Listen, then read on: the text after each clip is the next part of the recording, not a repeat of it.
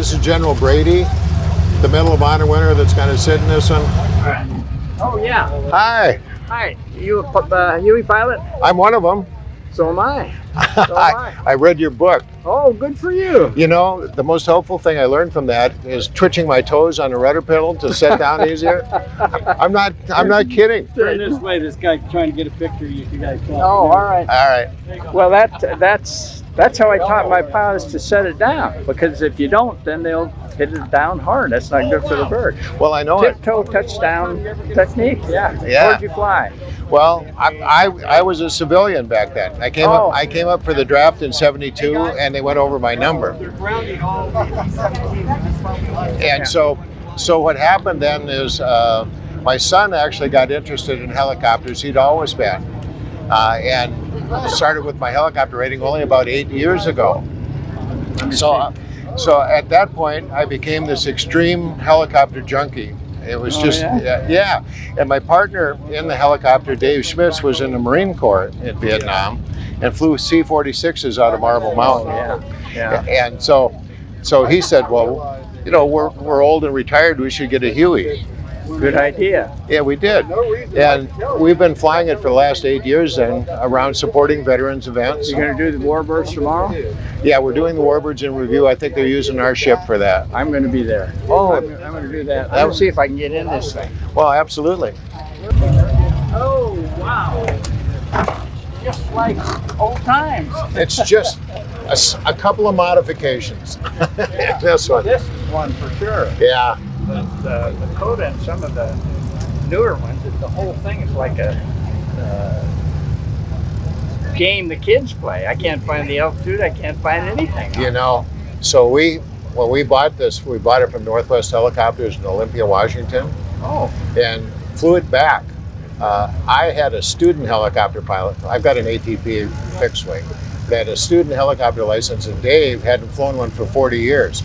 Oh boy. So we got this 2-day, okay, here's how to do it. I got comfortable enough so I can hover, I can auto, I can do the basics of it. Yeah. And we didn't have any instruments in this other than the engine gauges, and it had an attitude indicator that was plopped kind of right in the middle, and that was it. So after we came home, we decided, well, we should probably have a little more equipment so we could get around, because we do fly around the Midwest quite a bit. Yeah.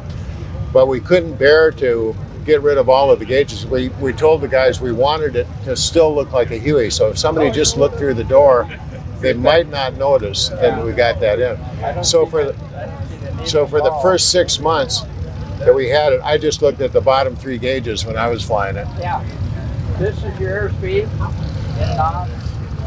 This is your climb rate here. This is your altitude here. These are your That's a beauty.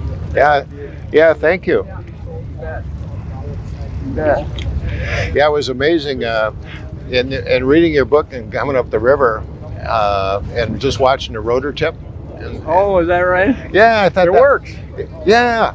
So while I was trying it, it's not that easy. You're a hell of a pilot, I got to say, because we were fooling around with it, saying, "Hey, can we really do that?" And I said, "I don't know, probably." I found it purely by accident. Yeah. So how did you think of it? Well, we had, if you read in the book, we had a mission. We had all brand new pilots. Yeah. Right out of flight school. We were losing more pilots to night and weather than the enemy. Scared to death. These guys were going to kill themselves. We're in the mountains.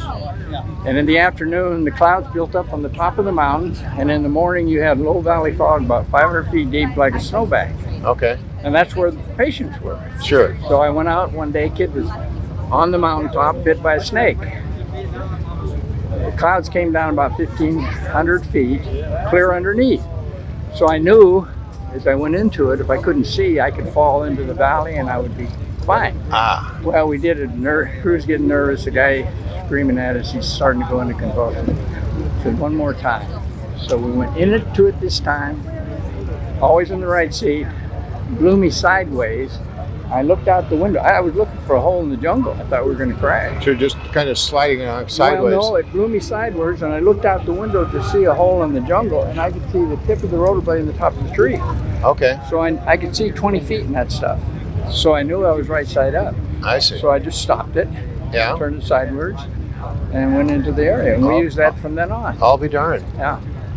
It's not difficult. With an H model Huey, you can you would have to go at about the speed of a guy walking or running or whatever. You couldn't go fast. Yeah, just so kind of a You slow can high, see- high hover. Yeah, I think that's like 20 feet, Yeah, and that's about as far as you can see in that stuff. I'll be darned. And to have 2 reference points, though. Got to have 2. Yeah, so that you know you're right side up.